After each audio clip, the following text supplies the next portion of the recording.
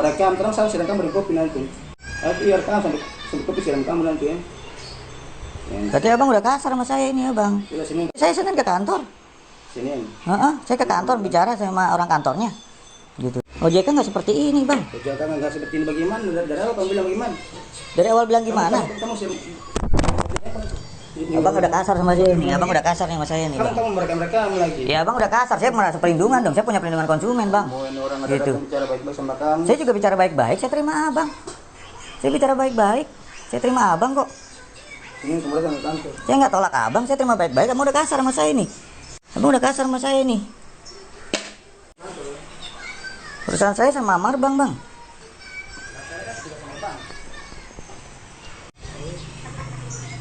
Saya nggak minta lebih, yang penting 1 juta pasti aja. Bisa. Kalau saya emang nggak bisa janji.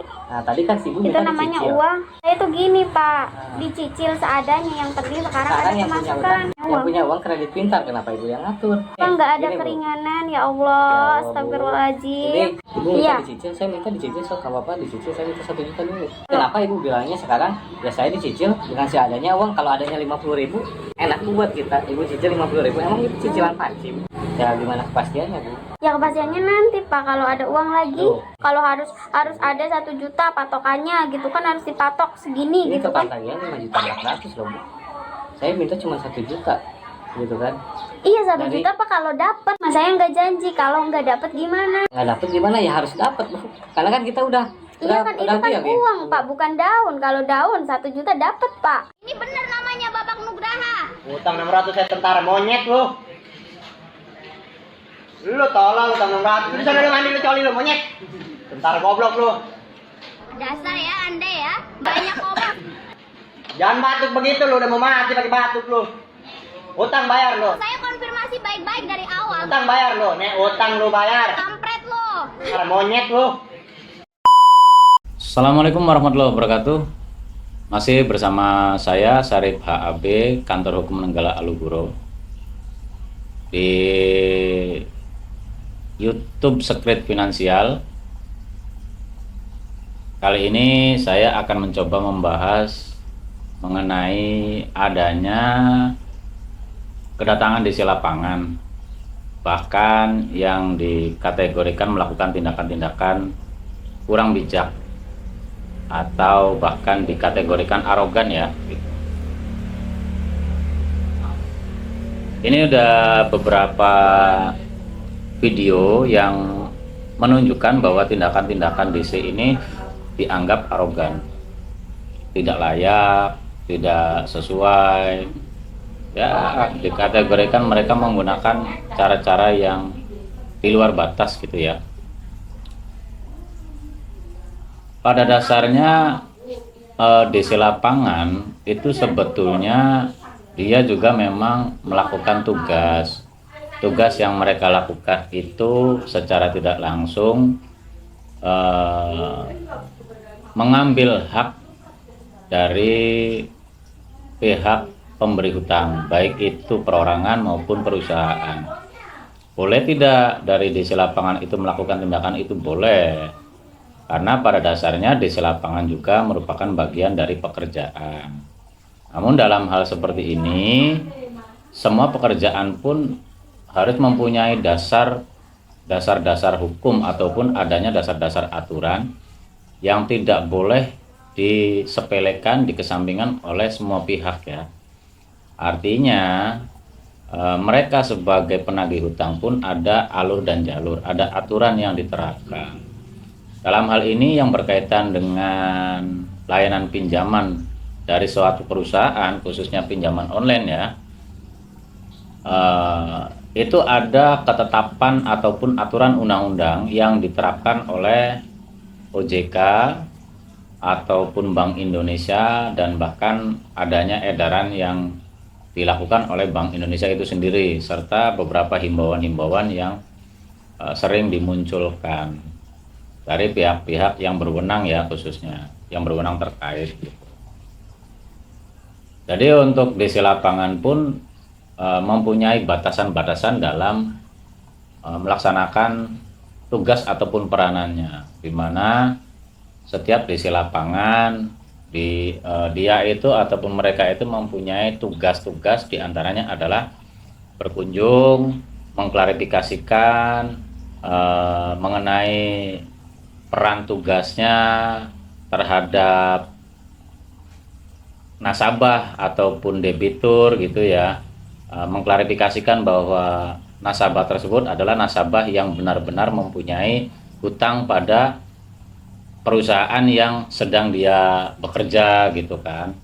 Yang kedua, menanyakan bagaimana kriteria dari penyelesaiannya, mungkin juga memberi informasi resiko yang akan terjadi pada saat si nasabah ataupun si debitur itu tidak menyelesaikan hutangnya dengan baik, dan mungkin adanya tindakan-tindakan lain yang masuk dalam koridor aturan undang-undang ataupun aturan hukum yang berlaku. Di mana hukum yang berlaku itu ada hak asasi manusia, adanya hak sosial ataupun hukum sosial lingkungan, adanya hukum ketertiban, dan banyak hal-hal yang berkaitan di dalamnya. Namun dalam hal ini banyak masyarakat yang kurang memahami itu, baik pada masyarakat sebagai nasabah, baik masyarakat sebagai masyarakat yang menjadi lingkaran sosial, maupun mohon maaf dari pihak debt collector itu sendiri ataupun si penagih itu sendiri, di mana terkadang peranan debt collector ataupun DC lapangan gitu ya, itu tidak artinya banyak yang kurang menggunakan ataupun mengindahkan aturan-aturan yang diberlakukan, sehingga terjadinya momok pada kedatangan DC lapangan.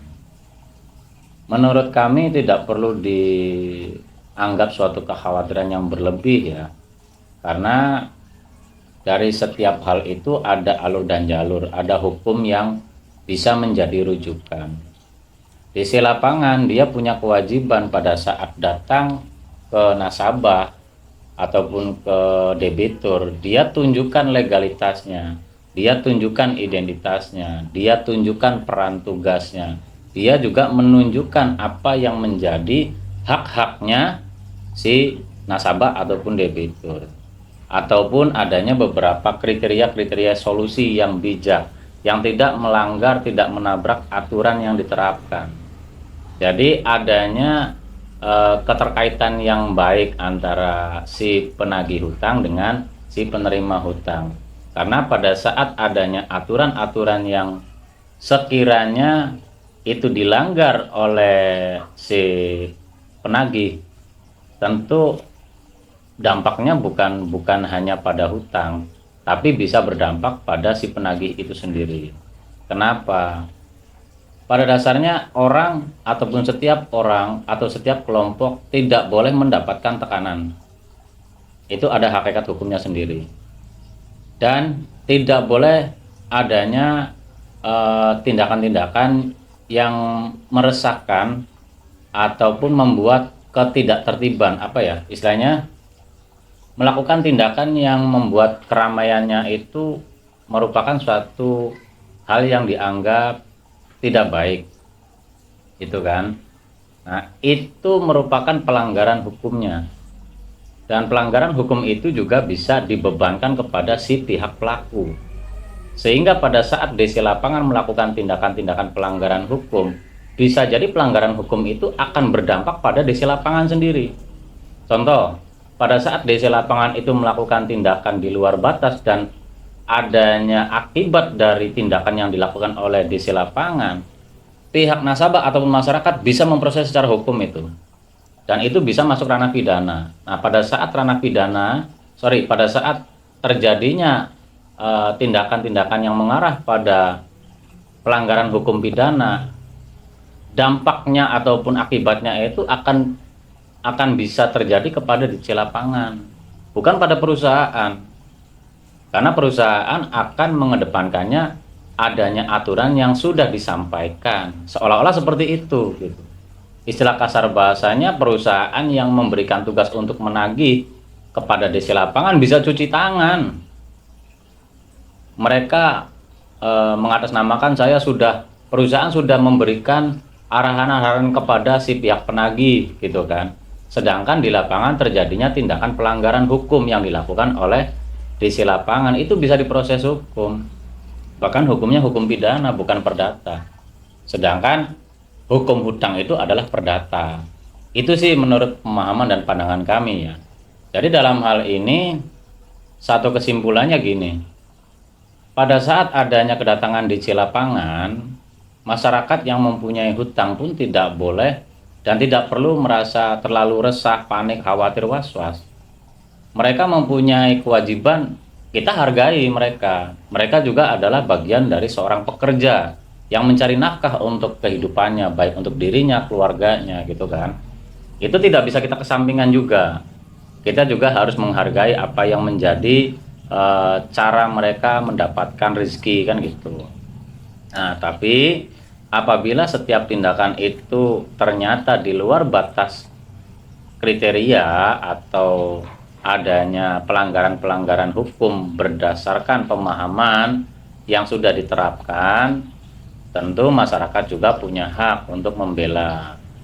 Nah, jadi pada intinya kedatangan di lapangan itu kriteria utamanya adalah dia mengunjungi nasabah yang punya hutang yang mungkin juga sudah tertunggak lama, tapi status awalnya itu hanya mempertanyakan dulu, mengklarifikasikan bahwa si orang yang dikunjungi itu bagian dari nasabah atau bukan, yang menjadi nasabah atau bukan. Satu. Yang kedua, dia menanyakan kriteria dari memunculkan kriteria tagihannya dulu, ya kan? Dan kemudian memberikan pandangan-pandangan mengenai resiko yang akan dihadapi pada saat tidak bisa menyelesaikan pembayaran dengan baik. Nah, di samping itu, di lapangan punya kewajiban untuk menunjukkan legalitas, menunjukkan beberapa hal-hal yang diterapkan sebagai peran tugas dan berkaitan dengan peranannya itu. Nah, itu yang menjadi dasar umumnya gitu kan. Kalau secara spesifik mungkin akan ada ulasan terkhusus ya, karena ini sifatnya seperti merupakan bagian dari kategori-kategori umum dulu lah, gitu ya, bukan secara khusus dulu. Ini pemahaman masyarakat agar masyarakat mampu memahami bahwa adanya kedatangan di lapangan itu bukan merupakan sebuah ketakutan ataupun momok yang membuat resahnya masyarakat gitu kan. Jadi kriterianya itu tidak perlu tidak perlu dikhawatirkan, tidak perlu diresahkan terlalu jauh. Masyarakat punya hutang masih punya hak, walaupun pada dasarnya orang punya hutang itu punya kewajiban untuk melaksanakan pembayaran sesuai dengan kapasitas ketentuan yang dimiliki ataupun kriteria yang